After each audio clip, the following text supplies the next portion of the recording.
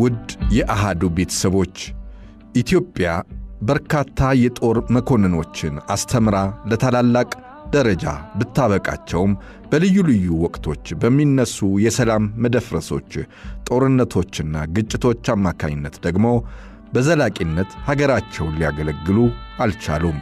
ከነዚህ ታላላቅ ጀነራል መኮንኖች መካከል ሜጀር ጀነራል ሁሴን አህመድ ይጠቀሳሉ። እኚህ የኢትዮጵያ ጀነራል በእውቀታቸው በትምህርታቸውና በጀግንነታቸው የታወቁም ነበሩ። ግን ደግሞ ለ30 ዓመታት በስደት ኖረው በስደት ያለፉ የሀገር ጀግናም ነበሩ። በዛሬው ኢትዮጵያዊ ስንክሳራችን እንደወጡ የቀሩትን እኚህን ታላቅ ጀነራል ሁሴን አህመድን ሕይወትና ሥራቸውን በጥቂቱ እንዳስሰዋለን። ጥበቡ በለጠ ነኝ። ኢትዮጵያ የታላላቅ ጀነራል መኮንኖች ሀገር ነበረች ናትም። ከነዚያ ውስጥ አንዱ ደግሞ ሜጀር ጀነራል ሁሴን አህመድ ናቸው።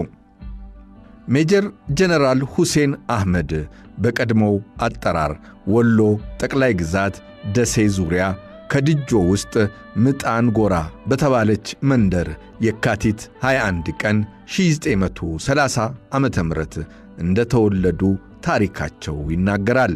ሜጀር ጀነራል ሁሴን አህመድ ገና በልጅነታቸው አባታቸው አቶ አህመድ አሊ ከድጆን ለቀው ደሴ ከተማ በመግባታቸው ሕፃኑ ሁሴን የከተማ ልጅ ለመሆን በቁ።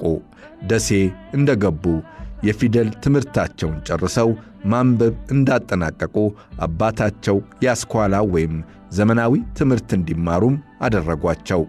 የመጀመሪያ ደረጃ ትምህርታቸውን በንጉሥ ሚካኤል ትምህርት ቤትና በወይዘሮ ስህን ትምህርት ቤት ተምረው የስምንተኛ ክፍል መልቀቂያ ፈተና በማለፋቸው በ1946 ዓ.ም አዲስ አበባ ከሚገኘው የተፈሪ መኮንን ትምህርት ቤት ገቡ።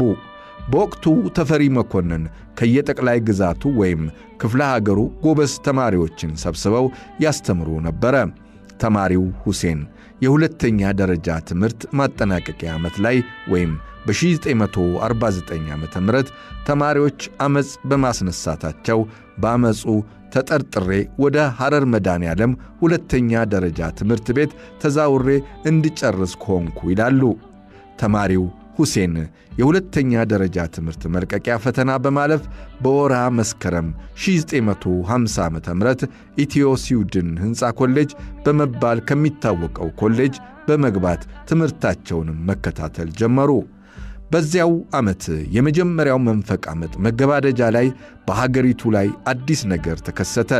የኢትዮጵያ ጦር አካዳሚ ሐረር ላይ ተቋቋመ። የኢትዮጵያ ጦር አካዳሚ ከሁሉም ትምህርት ቤቶች ብቁ ተማሪዎችን መልምሎ ማሰልጠን ይፈልግ ነበረ። ተማሪው ሁሴን በዚያ ሁኔታ ከመጀመሪያዎቹ 40 የኢትዮጵያ ጦር አካዳሚ ትምህርት ቤት ተማሪዎች አንዱ በመሆን የኢትዮጵያ ጦር አካዳሚን ተቀላቀሉ። ለውትድርና የሚያበቃውን ሥልጠና በሚገባ አጠናቀው መስከረም 21 ቀን 1953 ዓ.ም አጼ ኃይለ ሥላሴ በተገኙበት የምክትል መቶ ዕልቅናና የሁለተኛ ዓመት የኮሌጅ ዲፕሎማን በማግኘት ከራስ በፊት ለሀገርና ለንጉሠ ነገሥት በሚል የመሐላ ቃል ተመረቁ።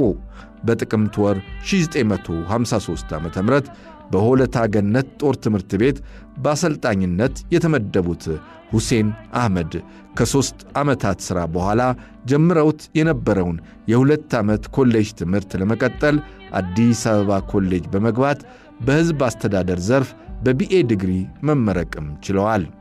ሜጀር ጀነራል ሁሴን አህመድ ከሚያዝያ 27 ቀን 1950 ዓ.ም እስከ መስከረም 21 1953 ዓ.ም በሐረር ጦር አካዳሚ በአንደኛው ኮርስ በብቃት በመማር በመለያ ቁጥር መ/ህዝባር 1737 ከተመረቁበት ዕለት አንስቶ በተለያየ ደረጃ በወታደራዊ ሙያ በተለያየ ኃላፊነትና በከፍተኛ ብቃት እናት ሀገራቸውን ኢትዮጵያን አገልግለዋል።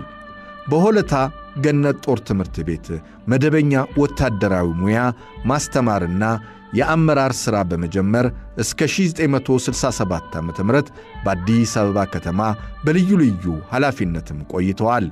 ከ1967 ዓ.ም እስከ 1969 ዓ.ም ለከፍተኛ ወታደራዊ የአመራር ትምህርት ለ2 ዓመታት አሜሪካን አገር በመማርም አሳልፈዋል።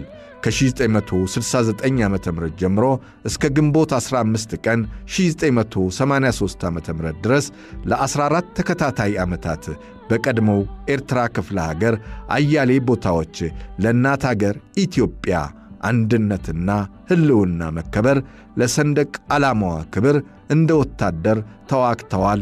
እንደ ጀነራል መኮንን አዋግተዋል። የሰሜኑ ሰራዊት ዋና አዛዥም ሆነው መርተዋል።